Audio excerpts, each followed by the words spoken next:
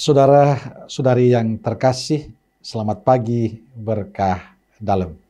Sudahkah kita memberi senyum hari ini? Kamis 21 Juli 2022.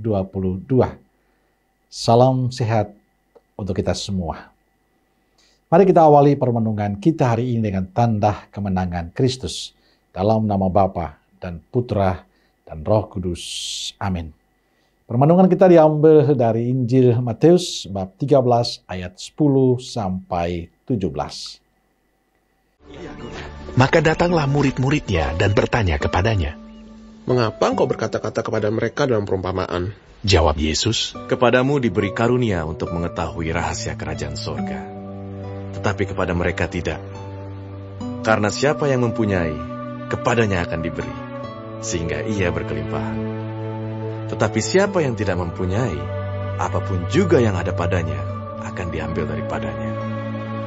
Itulah sebabnya aku berkata-kata dalam perumpamaan kepada mereka.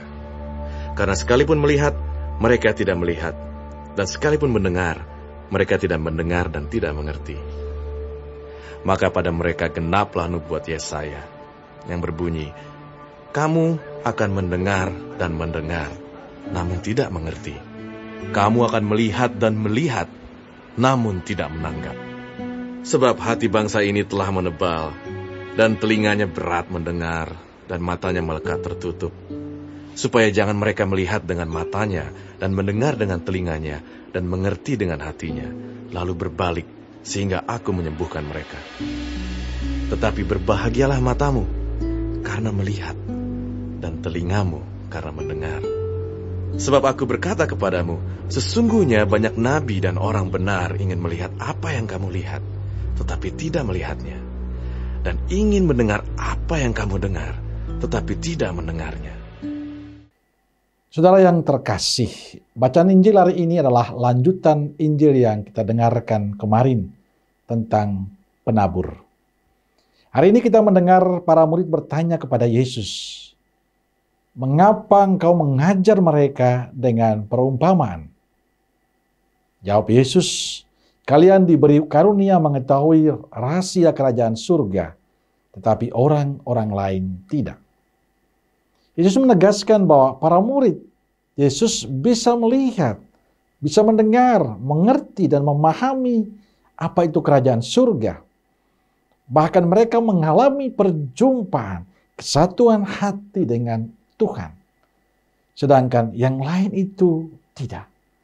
Kepada mereka inilah Yesus menggunakan perumpamaan agar mereka mudah memahami, mudah mengerti pewartaan Yesus.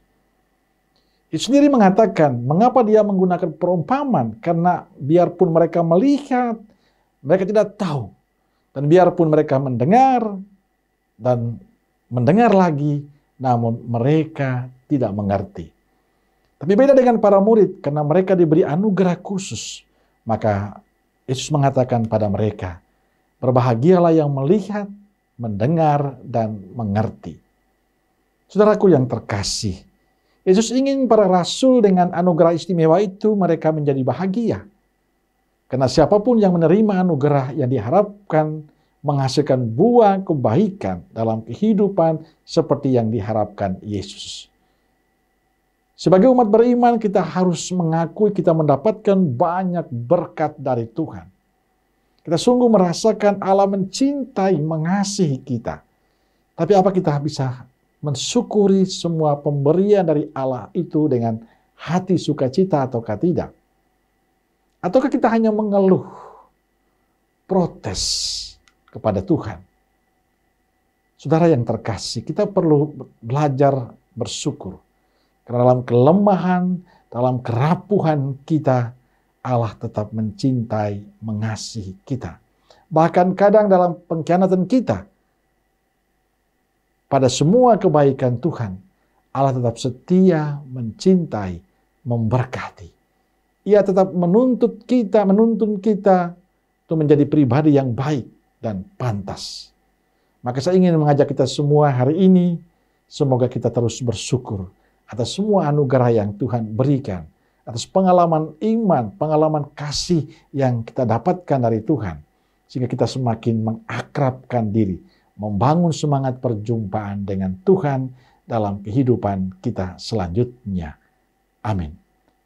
Semoga Allah yang Maha Kasih memberkati saudaraku sekalian, Bapa, Putra, dan Roh Kudus. Amin.